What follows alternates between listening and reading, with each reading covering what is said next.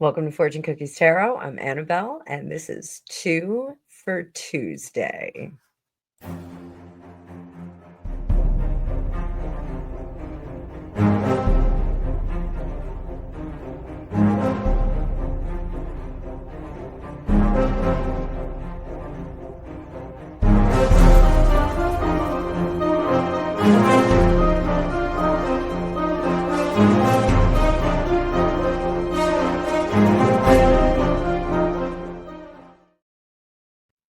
Welcome back, Tarot Maniacs. I should say welcome back to myself because I've been missing for a few days. Gregopedia and I have emptied out most of the storage container outbuilding on our property, and Gregopedia is putting things back together. We discovered some cool stuff. We got rid of some old stuff, but life is good. Life goes on. It's part of that wheel of fortune that we all have. We bring things in. We have to move some things out to make some room. So we are also preparing for Gregtoberfest. I am going to be dropping the Sauerbraten brine that we do on this Sunday. So you guys will get to see that.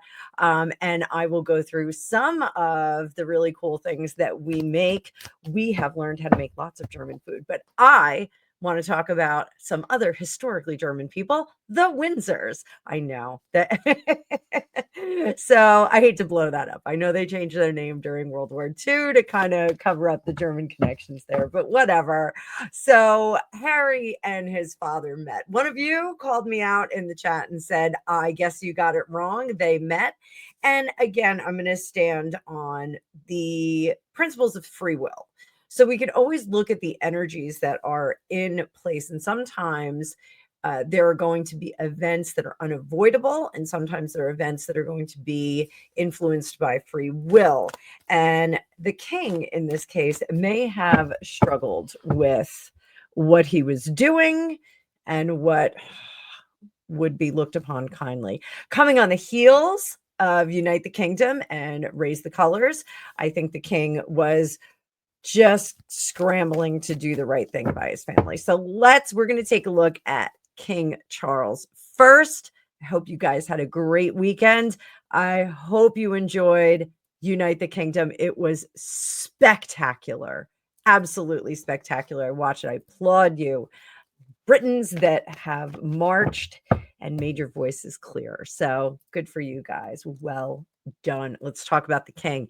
So I'm going to pull up the card view. Before I do that, make sure you hit the like button. And if you look at the scroll below, I am doing a 20 for 20 sale today. So if you would like your own magical reading, want to solve some issues in your life, or you just have a quick gossipy question, you can book right down below. 20 minutes, $20. If you need a longer reading, book 2 adjacent appointments and I will give this to you at my lowest rate ever. So looking forward to seeing some of you. I think I do have some spots open up tonight. So if you want to come on in, you want to get some sorted out business, let's get to it. So I am going to bring up this card view, kiddies, and we'll make that nice and big. Hit the like and let's giddy up. So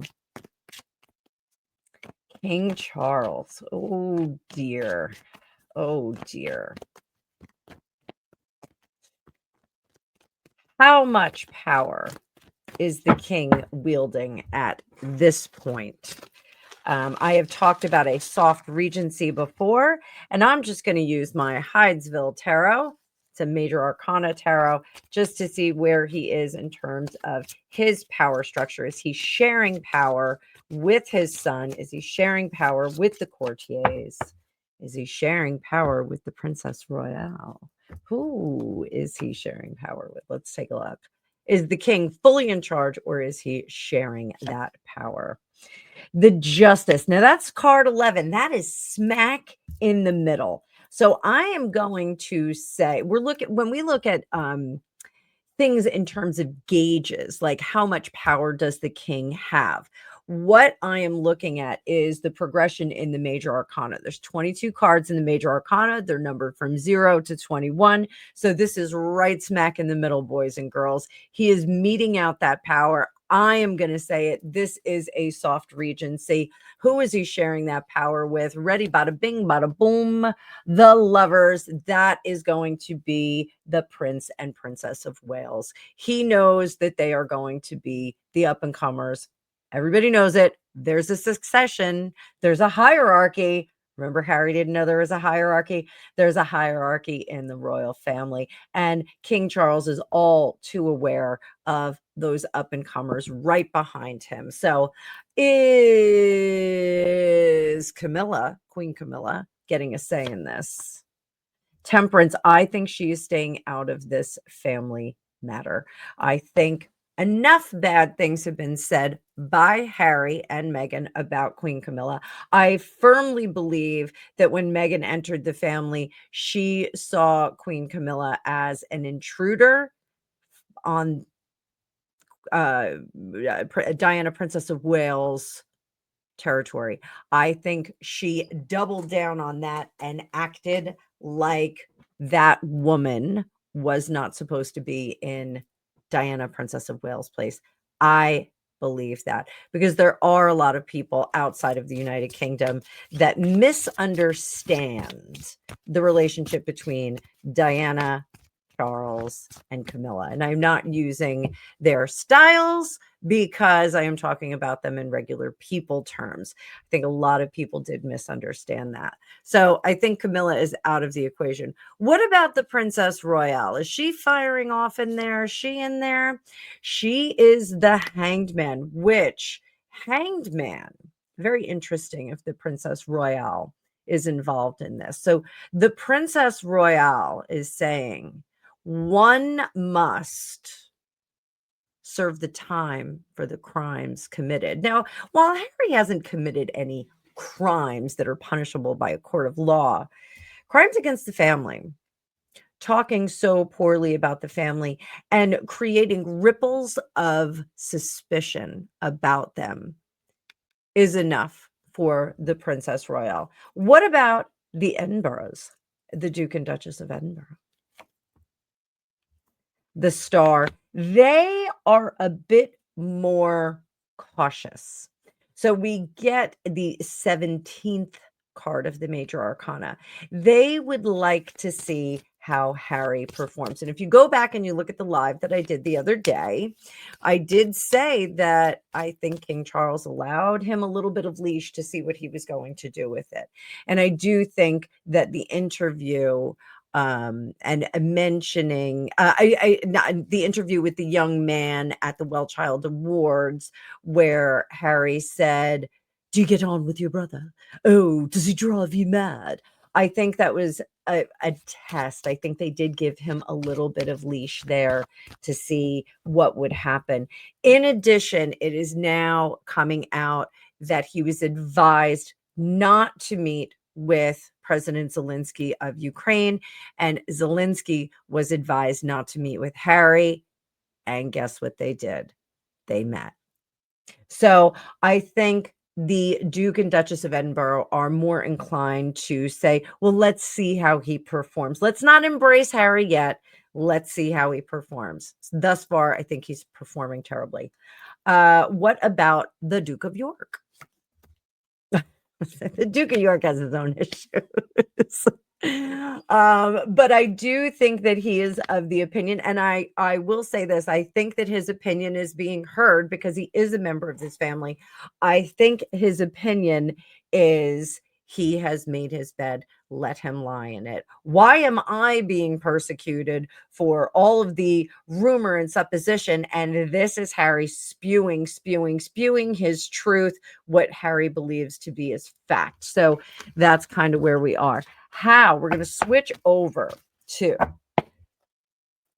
my very, very seasonal Legend of Sleepy Hollow deck. And let's see how the king is feeling after everything, after all of the press coming back, the interview that Harry has now done where he said he spoke his truth.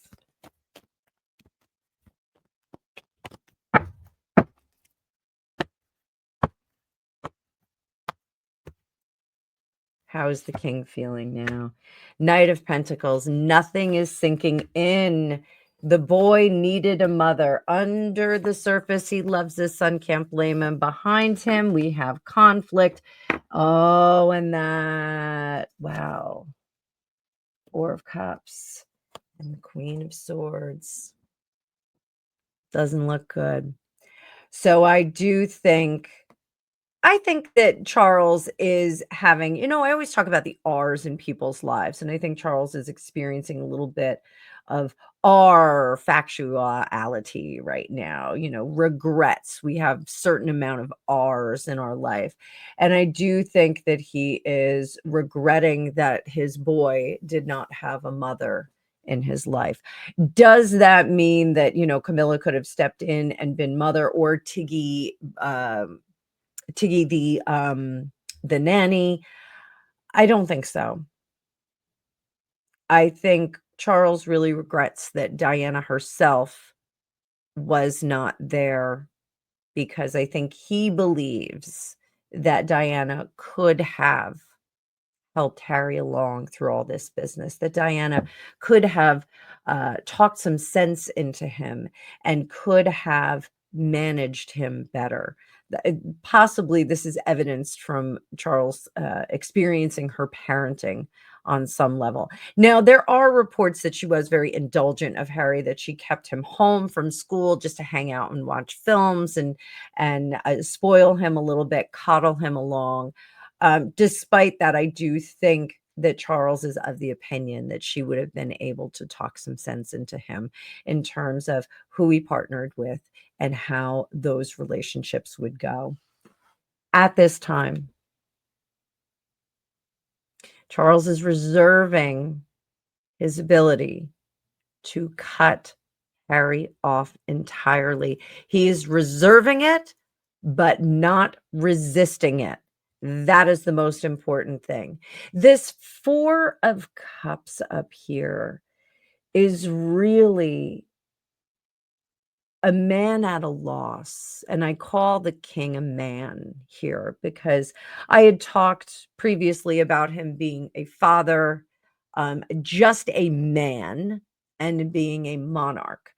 And these are the components that make up King Charles. And those needs and intentions are sometimes in conflict. And do we get a 2/3 rule out of this from the man and the monarch, that perhaps this individual is a danger to a family, not a royal family, but a family, that he will come in and create chaos? This is inviting chaos to the table. And I think Charles is realizing that. I think Charles understands that this relationship, his relationship with his son, his damaged son, is far more reaching than just between him and Harry, that it will have effects on many, many other people. I do feel that Charles is a man on his own in this decision-making process. I don't think that the sweetness that we see with this King of Cups on the bottom, he wants to be the good father, but I don't think that that sweetness fits in the royal family. And I don't think that he will be able to restore Harry in any way that is going to be in agreement with the rest of the royal family. So I hope that you guys enjoyed this reading. You're going to get part 2. We're going to look at Harry's side of it. We're going to look at Harry's perspective. Some said that Harry's face on the way in was very different from his face on the way out. I think he had a pickle face on both ends of the meeting. I don't think that he looked any worse for the wear. I think he looked stressed and unhappy, going and coming, and let's see energetically what he's feeling like now that everything has been said and done, and he's gone to Poland and he's gone to Ukraine. So stick around for that. Don't forget, I have 20 for 20 all day today. We've got holiday pricing coming up on Friday for the spooky season. And I have a members only live coming up later today. So if you're a member, we're going to be doing our giveaway for the month. And I hope to see some new faces in there. You got to be in it to win it. So I'll see you in a little bit. Stick around for part 2.